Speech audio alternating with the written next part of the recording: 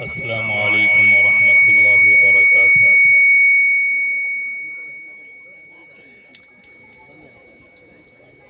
الحمد للہ نحمده ونستعینه ونستغفره ونؤمن به ونتوکل علیہ ونعوذ باللہ من شرور انفسنا ومن سیئات اعمالنا، من يهده الله فلا مضل له ومن يضلله فلا هادي له، ونشهد أن لا إله إلا الله وحده لا شريك له، ونشهد أن سيدنا ومولانا محمدا عبده ورسوله، أما بعد، أعوذ بالله من الشيطان الرجيم، بسم الله الرحمن الرحيم، وإذا بشر أحدهم بالأنثى ظل وجهه مسودا وهو كظيم يتوارى من القوم من سوء ما بشر به أيمسكه على هون أم يدسه في التراب۔ صدق اللہ العظیم وصدق رسولہ النبی الکریم۔ میرے محترم، قبل اس کے کہ میں آپ کے سامنے اپنی بات کو شروع کروں، میں مناسب اور بہتر سمجھتا ہوں کہ ہم نے اور آپ نے نبی کے نام پر، دین کے نام پر جو یہ محفل سجائی ہے، تو اللہ کا واسطہ دیتا ہوں کہ اس نبی کی محفل کی ادب کی رعایت کرتے ہوئے اگر مل کر بیٹھ جائیں، کھلے آسمان تلے ادھر لوگ بیٹھے ہوئے ہیں، کرسی لے کر اگر سامنے مل کر بیٹھ جائیں، ٹھنڈ کا موسم ہے، بہت زیادہ گرمی بھی نہیں ہے، جتنے دیر آپ بشاست سے سن سکیں گے انشاءاللہ اتنی ہی دیر بات ہوگی۔ آسمان تلے بیٹھے ہیں، آپ ہی کو نقصان ہوگا، آپ سائے کے اندر آ جائیں، بیٹھ جائیں کچھ دیر کے لیے۔ میرے محترم، میں سمجھتا ہوں کہ بہت دیر سے آپ بیٹھے ہوئے ہیں۔ آ جائے بھائی، آ جائے، یہ لوگ بیٹھے، آپ لوگ اور آگے آ جائیں، کرسی والے۔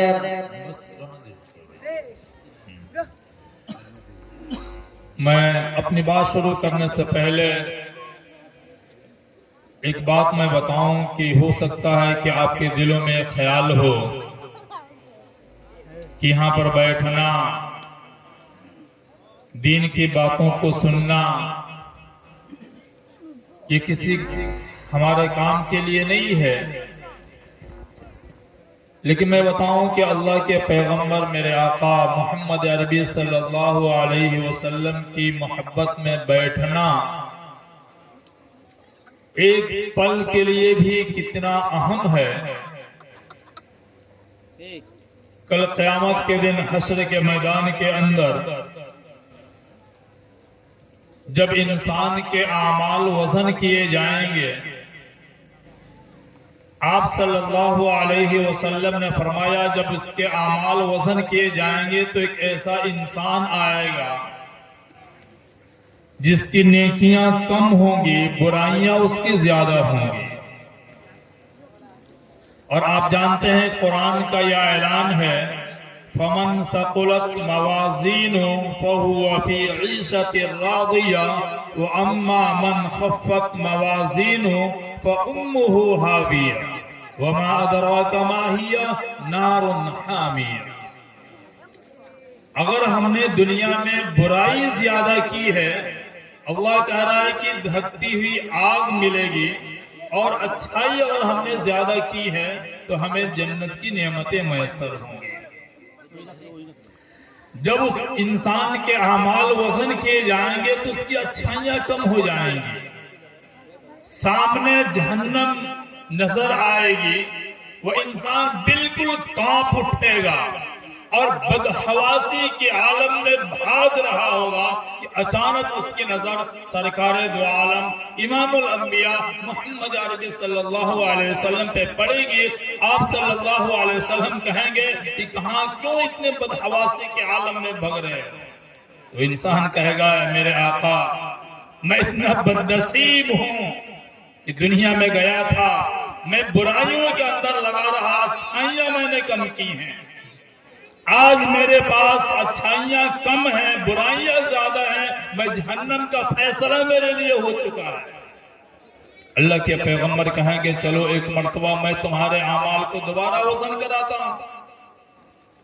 وہ انسان تو اپنے آنکھوں کے سامنے دیکھ چکا ہے، لیکن پھر بھی نبی کی بات مان کر واپس پلٹ آئے گا۔ آنے کے بعد پھر اس کے اعمال وزن کیے جائیں گے، واقعتاً اچھائیاں کم ہیں، برائیاں زیادہ ہو جائیں گی۔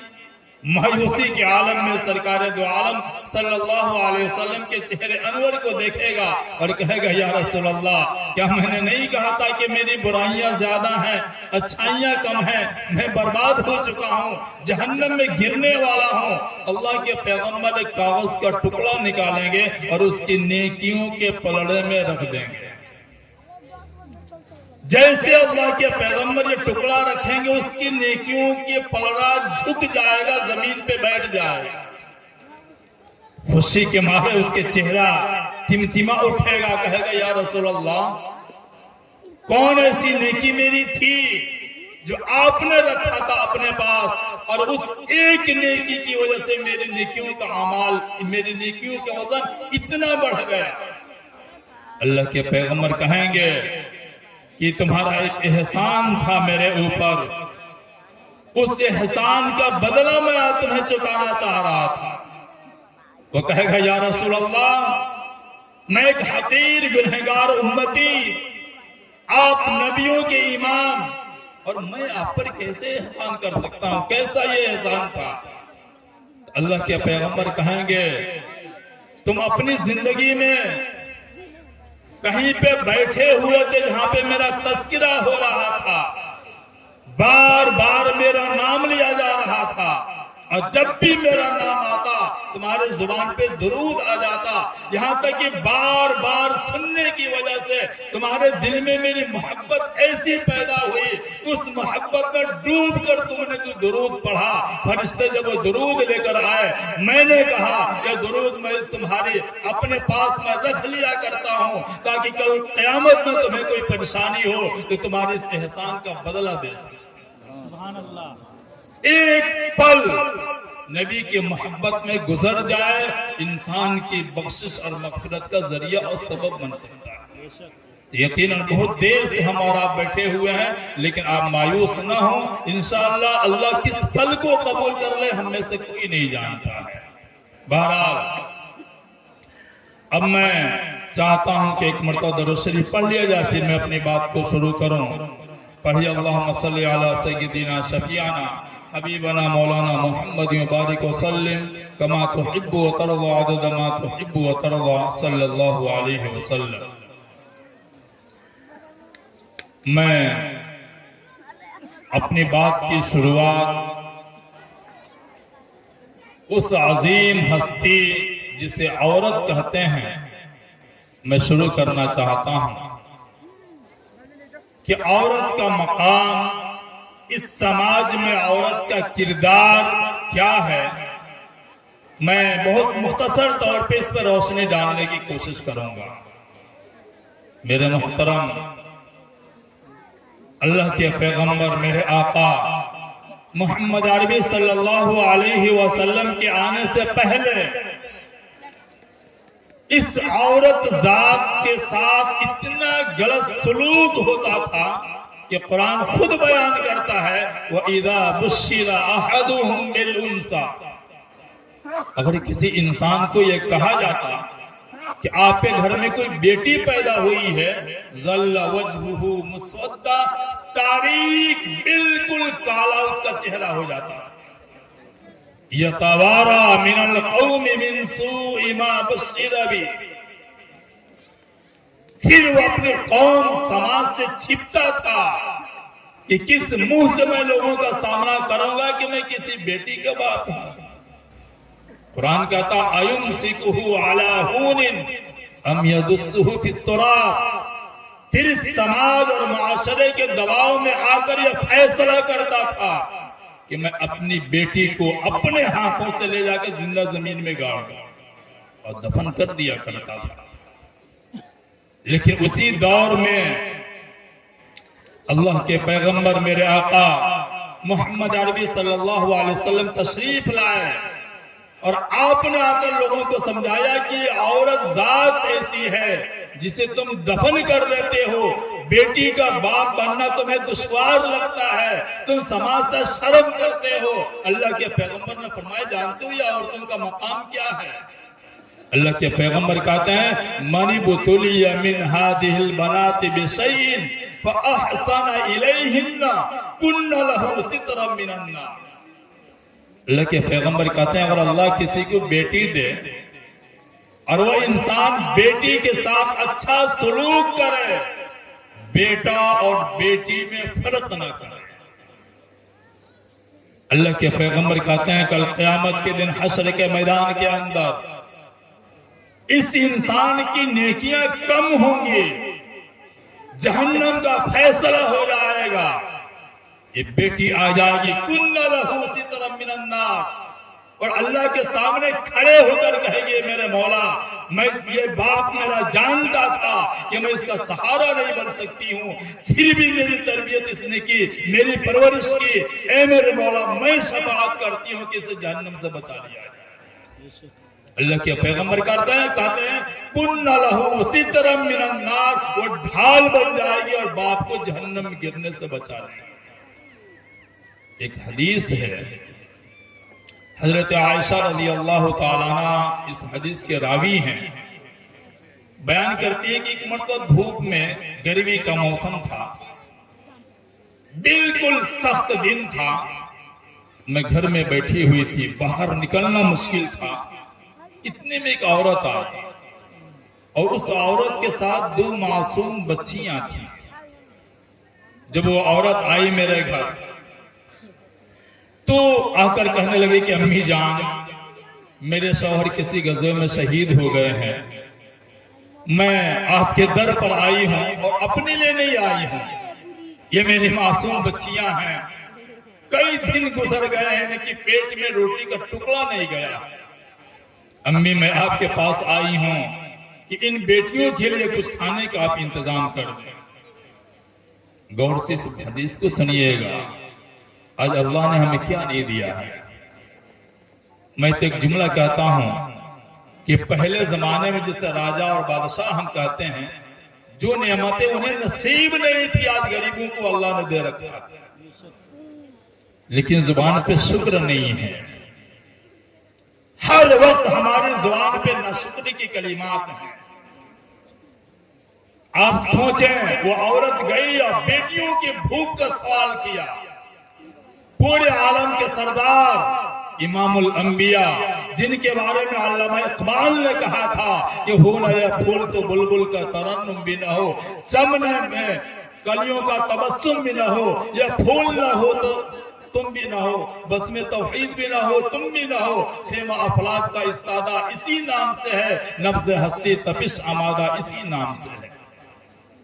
यानी फरमाया पूरी कायनात जिसके सदक़े में बनाया गया हो उस नबी के घर में गई। हज़रत आयशा बयान करती हैं मैं पूरे घर को तलाश मैंने कर लिया, मेरे घर में खाने की कोई चीज मैसर नहीं थी। कहती हैं तलाश करते करते मैं गई, देखा कि एक बोरिया थी खजूर की, उसमें 2 खजूर फंसी हुई थी। कहती है मैं वही 2 खजूर लेकर आई और मैंने कहा बहन ऐसा है कि बेटियों के लिए खिलाने के लिए मेरे घर में तो कुछ भी नहीं है, ये 2 खजूर है लेकर आई हूं, आप खा लो। मैं देख रही हूं तुम्हारे होंठ बिल्कुल खुश्क हो चुके हैं, चेहरे से तुम्हारे भूख ٹپک رہی ہے، اس لیے تم کھا لو اور کھا کر پانی پی لو، تازہ دم ہو جاؤ، پھر بیٹیوں کے کھانے کا انتظام کرنا۔ کہتی ہے جیسے میں نے کھجور آگے کیا، اس عورت نے کھجور لیے اور لینے کے بعد سے فوراً قسمتها بین ابنتین ولم تأکل منها، اس نے ایک کھجور ایک بیٹی کو دے دیا، دوسرا کھجور دوسرے بیٹی کو دے دیا اور کچھ بھی نہیں کھایا۔ حضرت عائشہ کہتی ہیں کہ ماں کی ممتا پر میں پریشان ہو گئی کہ ماں کی ممتا بھی عجیب ہوتی ہے، خود بھوکی ماں رہ جاتی ہے، بچوں کو کھلا دیتی ہے۔ کہتی ہے میرا دل پھر نہیں مانا، پھر میں گھر میں آئی، پھر میں نے تلاش کیا تو ایک کھجور اور ملی۔ کہتی ہیں دوبارہ آ کر میں نے کہا کہ امی جان، اے بہن، یہ کھجور میں صرف تمہاری لیے لے کر آئی ہوں، تم کھا لینا، بچیوں کو مت کھلانا۔ لیکن ماں تو ماں ہوتی ہے۔ کہتی ہے کہ پھر اس کو اس نے 2 ٹکڑوں میں تقسیم کیا، وَلَمْ تَأْكُلْ مِنْهَا، اور اپنے نہیں کھایا، بیٹیوں کو کھلا دیا۔ اس کے بعد سے وہ اٹھی اور چل دی۔ حضرت عائشہ رضی اللہ تعالیٰ عنہ بیان کرتی ہیں کہ میں ماں کی ممتا پہ حیران تھی اور اسی سوچ میں بیٹھی ہوئی تھی کہ ایک ماں کی ممتا کیسی ہوتی ہے جو اپنے بچوں کے لیے سب کچھ قربان کر دیتی ہے۔ اتنے میں سرکار دو عالم امام الانبیاء محمد عربی صلی اللہ علیہ وسلم تشریف لے کر آئے۔ جب آپ صلی اللہ علیہ وسلم آئے، آپ کو سوچ میں دیکھا، فرمایا عائشہ کیا بات ہے؟ تو آپ نے پوری کہانی سنائی۔ تو آپ صلی اللہ علیہ وسلم نے فرمایا کہ عائشہ جاؤ اور اس عورت کو تلاش کرو اور تلاش کر کے اس سے یہ بشارت سناؤ کہ من عال جاریتین حتی تبلغا جاء یوم القیامت انا وہو ہاکذا وغم اصابعہ۔ آپ نے فرمایا عائشہ جا کر بتلاؤ کہ جس انسان کو اللہ نے 2 بیٹی دی اور اس نے 2 بیٹیوں کی تربیت کی، پھر بالغ ہونے کے بعد سے شادی کی اور شادی کرنے کے بعد سے ان کے سر پہ ہاتھ رکھے رہا، اللہ کے پیغمبر کہتے ہیں جا کر کہہ دینا کہ کل قیامت میں جب جنت میں وہ باپ جائے گا تو میرے اور اس باپ کے بیچ میں کوئی تیسرا نہیں ہوگا۔ کسی کو جنت مل جائے یہی بہت بڑی بات ہے۔ جنت میں نبی کے ساتھ جانا نصیب ہو جائے، اس سے بڑا مقام کیا چاہیے۔ بہرحال میں خاص طور سے باتیں آپ کے ذریعے ماں اور بہنوں کو سنانا چاہتا ہوں کہ اللہ نے آپ کو کون سا مقام دیا، اور پھر واقعہ کر اللہ نے جب انعام کیا عورتوں پر، تو میں آگے وقت بھی بہت نہیں ہے کہ پوری تفصیل میں بیان کروں کہ عورتوں کے یہ مقام تو بیٹی کے ہیں۔ یہ عورت جب بیوی بنتی ہے تو کیا مقام ہوتا ہے؟ اللہ کے پیغمبر بیان کرتے ہیں ان اکمل المؤمنین ایمانا احسنهم خلقا وخیارکم خیارکم لأہل۔ اللہ کے پیغمبر کہتے ہیں کہ جب بیوی بنتی ہے یہ عورت تو اب اس ایمان والے سے کہا جاتا ہے اگر تمہیں کامل ایمان، اپنے ایمان کو مکمل کرنا ہے، اپنی بیوی کے ساتھ اچھا سلوک کرنا پڑے گا۔ یعنی اللہ کے پیغمبر کہہ رہے ہیں کوئی انسان ایسا ہے جو اپنی بیوی کے ساتھ اچھا سلوک نہیں کرتا ہے، وہ کامل اور سچا مسلمان نہیں ہو سکتا۔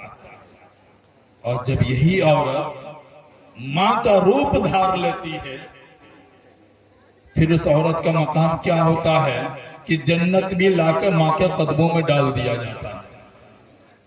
لیکن یہ تفصیل میں نہ جا کر صرف اتنی بات کہوں گا، پھر عورتوں نے بھی اس کا حق ادا کیا۔ آپ پڑھیں گی، میں اس لیے کہہ رہا ہوں عام طور سے آج سماج اور معاشرے کے اندر عورتوں کے اندر وہ دینداری نہیں رہی۔ جب اللہ نے اتنا احسان کیا، اس احسان کا بدلہ عورتوں نے کیا گیا۔ آپ پڑھیں گے کہ اللہ کے پیغمبر میرے آقا محمد عربی صلی اللہ علیہ وسلم پر پہلی وحی نازل ہوئی۔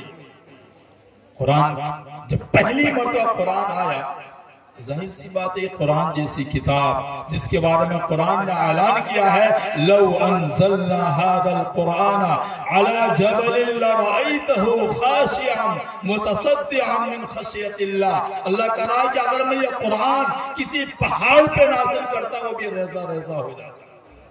محمد مصطفیٰ صلی اللہ علیہ وسلم پر پہلی مرتبہ جب یہ قرآن آیا، اللہ کے پیغمبر بالکل گھبرائے ہوئے آپ گھر تشریف لائے اور آنے کے بعد آپ نے فرمایا انی خشیت علی نفسی. آپ نے اپنی بیوی حضرت خدیجہ رضی اللہ تعالیٰ عنہ سے فرمایا کہ مجھے ڈر ہے کہیں میں ہلاک نہ ہو جاؤں. آپ سوچئے گا نبیوں کا امام، اسی لیے کسی شاعر نے کہا ہے کہ اگر ایک عورت سمجھدار ہو کہ تاریخ کے سینے میں لکھی ہے یہ حقیقت، کہ تاریخ کے سینے میں لکھی ہے یہ حقیقت، ایک عورت بدل سکتی ہے قوم کی قسمت. ایک عورت کا مقام کیا ہے کہ امام الانبیاء کہہ رہے ہیں گھبرائے ہوئے کہ میں ڈر رہا ہوں، لیکن حضرت خدیجہ کیا فرماتی ہیں؟ واللہ لا تہلک، نہیں، میں رب کی قسم کھا کر کہتی ہوں اللہ آپ کو ہلاک نہیں کر سکتا. بتائیں کون نبی کو سنبھالنے کے لیے ایک عورت آگے آتی ہے. اور آپ کو بتاؤں پہلی مرتبہ اللہ کے پیغمبر پر جب نبی بنایا گیا تو اس نبی کے کلمہ پڑھنے کے لیے اللہ نے کسی مرد کا انتخاب نہیں کیا. پہلا مسلمان کوئی ہوا تو حضرت خدیجہ رضی اللہ تعالیٰ عنہ مسلمان ہوئی. یعنی اسلام آیا نبی پر، اس اسلام کو قبول کرنے کے لیے مرد سے پہلے کا عورت آگے بڑھتی ہے.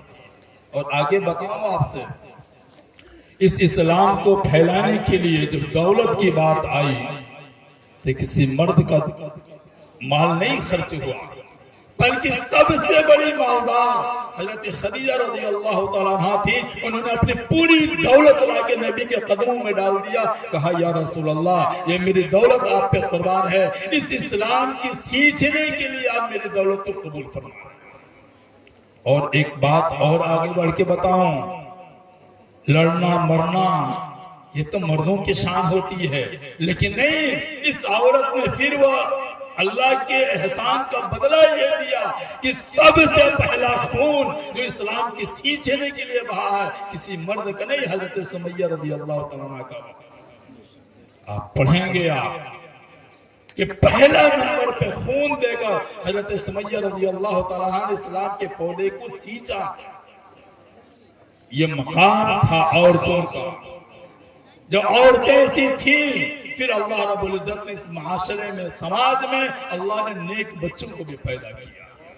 لیکن آج عام طور سے جو سماج کی بات آتی ہے اس میں سب سے پہلی کڑی جو ہے کہ ہم نے عورتوں کی تربیت اور تعلیم کو چھوڑ دیا. آپ جانتے ہیں بارش جب ہوتی ہے، آسمان سے بارش کے قطرے جب گرتے ہیں تو سمندر میں سیپ ہوتی ہے. اگر کوئی قطرہ اس سیپ کے اندر چلا جاتا ہے تو موتی بنتا ہے، اور کسی سانپ کے منہ میں چلا جاتا ہے تو وہی زہر بنتا ہے. بات سمجھ رہے ہیں کہ نہیں سمجھ رہے ہیں؟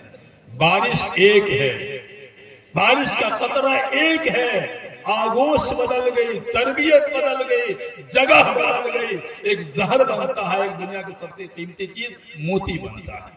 اسی لیے کسی شاعر نے کہا ہے کہ آگوش صدف جس کو میسر نہیں ہوتا، آگوش صدف یعنی جسے اس سیپ کا گود میسر نہیں ہوتا، وہ قطرے نسیاں کبھی گوہر نہیں ہوتا. جس بچے کو اچھی ماں نہ ملے وہ بچہ کبھی اچھا اور بہتر انسان نہیں بن سکتا ہے. اسی لیے کسی شاعر نے کہا ہے کہ ہے درسگاہ اولی آگوش مادری، ہے درسگاہ اولی آگوش مادری، بچوں سے پہلے ماؤں کو تعلیم دیجیے. لہذا پوری میری بات کا نچوڑ یہ تھا کہ نوجوانوں کی اصلاح سے پہلے اپنی بیٹیوں کی اصلاح کرنا، اپنے ماں اور بہنوں کی تربیت کرنا، یہ بھی ایک مرد کی ذمہ داری ہوا کرتی ہے. عام طور سے بیٹیوں کی تعلیم سے ہم نے نظر انداز کیا اور ان کی تعلیم پہ ہم نے اہمیت نہیں دی، جس کا نتیجہ یہ ہوا کہ ہمیں پھر زہریلے انسان ملے، موتی جیسا کوئی چمکتا ہوا ہیرا نصیب نہیں ہوا. اللہ کا واسطہ دیتا ہوں میں کہ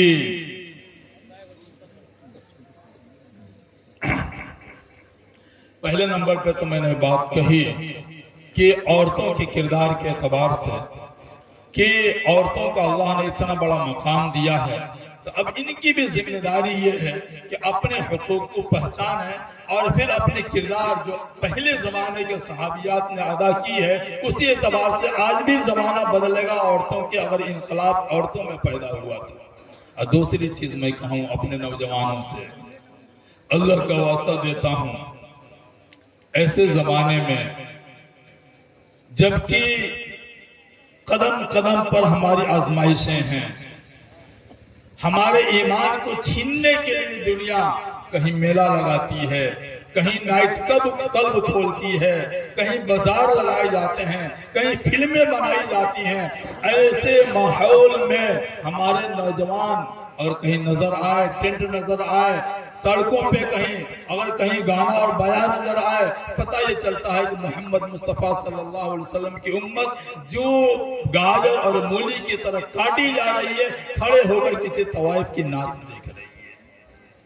اللہ کا واسطہ دیتا ہوں کہ اللہ کے پیغمبر میرے آقا محمد عربی صلی اللہ علیہ وسلم نے فرمایا، جوانی کے اندر کوئی انسان اگر اللہ کی عبادت کر لے، عام طور سے ہم آج تو ایک ایسا معاشرہ آیا ہے جس جوانی میں اللہ کی محبت کا نشہ ہونا چاہیے، آج انسان پورے نشے کے اندر پھنسا ہوا ہے۔ آپ سے بتاؤں میں، نشہ ایک ایسی بڑھتا ہوا ایسا رجحان ہے ہمارے جوانوں کے اندر کہ پورے خاندان، پورے قبیلے، پورے گھر کو برباد کر رہا ہے۔ آپ کوشش کریں، سوچیں کہ ایک ایسی زندگی جو اللہ نے دی ہے، طاقت دی ہے، جوانی دی ہے، اس جوانی کو اللہ کی محبت سے ہٹ کر ہم گزارا کبھی کامیاب نہیں ہو سکتے ہیں۔ بہت سے لوگ سوچتے ہیں کہ بڑھاپے کے اندر ہم اللہ کی عبادت کر لیں گے۔ میں سچ کہہ رہا ہوں، اگر زندگی میں شروعات میں اگر ہم نے اللہ کی عبادت نہ کی، پھر بڑھاپے میں چاہ کر بھی آپ نہیں کر پائیں گے۔ اس کی مثالیں ہیں، بہت سے ایسے لوگ گاؤں میں ہوں گے جو بوڑھے ہو چکے ہیں، موت کے انتظار کر رہے ہیں، لیکن سجدہ کرنا نصیب نہیں ہو رہا ہے۔ کیوں نہیں ہو رہا؟ اس لیے کہ پوری زندگی نہیں کی، اب بڑھاپے میں چاہ کر بھی نہیں کر پا رہا۔ اور اگر ہم نے جوانی میں کر لے تو کل قیامت میں حشر کے میدان کے اندر اللہ اتنا بڑا انعام دے گا، اتنا بڑا انعام دے گا کہ میں صرف قرآن پڑھ کے سمجھاؤں آپ کو اس انعام کے بارے میں کہ قرآن کہتا ہے کل قیامت کے دن حشر کے میدان کے اندر جب انسان اللہ کے دربار میں جائے گا تو ایک عجیب کیفیت ہوگی۔ قرآن اس کو یوں بیان کرتا ہے، یوم یفر المرء من اخیہ وامہ وابیہ وصاحبتہ وبنیہ لکل امرئ منہم یومئذ شأن یغنیہ۔ یعنی ایک ایسی مصیبت ہوگی کہ باپ بھی بیٹے کو پہچاننے سے انکار کر جائے گا۔ اور ایک عجیب قرآن کی اگر 2-4 منٹ کے اندر ایک ترجمہ کرو کہ جو اللہ رب العزت نے قرآن میں قیامت کا منظر کشی کی ہے، اس کا ایک عجیب الگ انداز سے اللہ نے بیان کیا ہے۔ اللہ بیان کر رہا ہے کل قیامت میں جنت میں جانے سے پہلے اللہ ایک پل بنائے گا، جس پل کا نام پل صراط ہے، آپ نے نام سنا ہوگا۔ اس پل کے نیچے جہنم کی آگ ہوگی اور جہنم کی آگ بالکل کالی ہوگی، لہذا اس پل کے اندر اتنا اندھیرا ہوگا کہ انسان کا اپنا جسم بھی نظر نہیں آئے گا۔ اللہ کہے گا یوم تری المؤمنین والمؤمنات یسعی نورہم بین ایدیہم وبایمانہم بشراکم اليوم جنات تجری من تحتها الانہار خالدین فیہا ذالک هو الفوز العظیم۔ اللہ کہے گا کہ اے ایمان والو، اس پل کو پار کر کے جنت میں چلے جاؤ۔ جب جائیں گے تو جو لوگ دنیا میں وضو کرتے ہیں، نماز پڑھتے ہیں، اللہ کی عبادت کرتے ہیں، اللہ ان کے ایمان کو نور بنا دے گا، روشنی کی شکل دے دے گا، اور ان کے سامنے تیزی سے وہ نور جائے گا، اور اس نور کی روشنی میں اس پل کو یہ پار کریں گے، جنت میں چلے جائیں گے۔ لیکن جن کے پاس ایمان نہیں ہے، جنہوں نے مسلمان ہو کر بھی اللہ کے سامنے جھکنا گوارا نہیں کیا، جب وہ جائیں گے، قرآن کہتا ہے یوم یقول المنافقون والمنافقات للذین آمنوا انظرونا نقتبس من نورکم۔ جا کر پل کے پاس کھڑے ہو جائیں گے، سوچیں گے کہ ابھی ہمارے پاس تو نور اور روشنی ہے نہیں، ہمارے گھر والے، ہمارے دوست، ہمارے رشتہ دار سب کے سب اسی راستے سے جنت میں جائیں گے. جب وہ جائیں گے ان کے ساتھ میں بھی اس پل کو پار کر کے جنت میں چلا جاؤں گا. جیسے دنیا میں ہوتا نہیں کوئی کام، اگر آپ کے پاس کوئی سواری نہ ہو دوسروں سے لفٹ لے لیا کرتے ہیں، اسی انتظار میں وہاں پہ لوگ کھڑے ہوں گے. اچانک ان کی نظر پڑے گی، کوئی تیزی کے ساتھ دوڑتا ہوا آئے گا. یہ چلائیں گے اور کہیں گے انظرونا، رک جاؤ، آہستہ چلو، نقتبس من نورکم، تاکہ تمہارے نور اور روشنی کے اندر میں بھی اس پل کو پار کر کے جنت میں چلا جاؤں. جانتے ہیں سامنے والا کیا کہے گا؟ قیل ارجعوا وراءکم فالتمسوا نورا. جاؤ پیچھے دنیا کے اندر، نہ جانے کتنی مشقتوں کو برداشت کر کے اللہ کے سامنے ماتھا ٹیک کر اس ایمان کی ہم نے حفاظت کی تھی، جس کے صدقے میں نور ملا ہے، مفت میں ہم تمہیں اپنے ساتھ لے جانے کے لیے تیار نہیں ہے. یہ کہہ کر وہ جنت میں چلا جائے گا. جنت میں جانے کے بعد سے جب جنت کے بالا خانوں کو کھولے گا، وہ کھڑکیوں کو، تو دیکھے گا کہ یہیں پھنسا ہوا ہے، یہیں سے یہ آواز دے گا. کیا کہے گا؟ کہ ینادونہم الم نکن معکم، کیا ہم دنیا میں ایک ساتھ نہیں رہا کرتے تھے؟ آج اتنی بڑی مصیبت میں پھنسا ہوں کہ کوئی روشنی اور نور نہیں ہے جس کے روشنی میں اس پل کو پار کر کے جنت میں جاؤں، اور میں تجھ سے کہا تم چھوڑ کے چلے گئے. جانتے ہیں کیا کہے گا؟ قالوا بلا ولکنکم فتنتم انفسکم وتربصتم وارتبتم. وہ کہے گا نہیں، بات تم سچ کر رہے ہو، دنیا میں ہم ایک تھے، ایک دوسرے کے لیے جیتے اور مرتے تھے، لیکن مجھ میں تجھ میں ایک فرق یہ تھا، میں سوچتا تھا جو باتیں اللہ نے کہی ہیں سچ ہیں، اس پہ یقین کر کے میں مرنے کے بعد کی تیاری کر رہا تھا. تم شک کرتے تھے کہ مرنے کے بعد کیا ہوگا، دیکھا جائے. پھر ایسا منظر ہوگا کہ اپنے آپ کے ساتھ چھوڑ کے چلے جائیں گے. اس دن کے بارے میں اللہ بیان کرتا ہے کہ اللہ رب العزت اعلان کرے گا کہ ایک ایسا انسان جو جوانی کے اندر اللہ کی عبادت کرتا ہے، اس انسان کو اس بھیڑ سے نکال کر میرے عرش کے نیچے آپ جگہ دے دیجیے. اب بتائیں، ایک مثال دوں. دنیا میں کبھی کبھی کسی کام کے لیے نمبر لگے ہوں، لائنیں لگی ہوں، آپ بھی لائن میں کھڑے ہوں، پریشان ہوں دھوپ میں، اچانک کوئی آئے اور آپ کے پہچان کا نکل جائے، آپ کا ہاتھ پکڑے، کہے چلیے میں آپ کا کام ابھی کرا دیتا ہوں. آپ بتائیں کتنا فخر کے ساتھ جائیں گے کہ میری تو پہنچ وہاں تک کہ میرا کام بغیر لائن کے ہو جائے گا. ہوگا کہ نہیں ہوگا؟ اللہ یہی کہا رہا ہے، اگر جوانی کے اندر اگر آپ نے اللہ کی عبادت کی، اللہ کے حرام کی ہوئی چیزوں کو آپ نے چھوڑ دیا، اللہ کے حکم میں اپنی زندگی جوانی گزار لے، اللہ آپ کو اس بھیڑ سے الگ نکال دے گا اور کہے گا کہ آپ کو پریشان ہونے کی ضرورت نہیں ہے، یہ حساب کتاب میں پھنسنے کی ضرورت نہیں ہے. آپ آئیں، میرے عرش کے سائے کے نیچے VIP کرسی لگی ہوئی ہے، آپ اس پہ بیٹھ جائیں، آپ نہ پریشان. آپ بتائیں کتنا بڑا انسان خوش ہوگا کہ مجھے اللہ کے سامنے اللہ اپنے قریب لوگوں میں شامل کر کے عرش کے نیچے بیٹھا دیا. یہ کب ہوگا؟ بڑھاپے میں نہیں، جوانی کے اندر اللہ کی بات مانیں گے تب ہوگا. تو میں نے آپ کے سامنے دو باتیں رکھی. پہلی چیز، عورتوں پر اللہ کا بہت بڑا احسان ہے.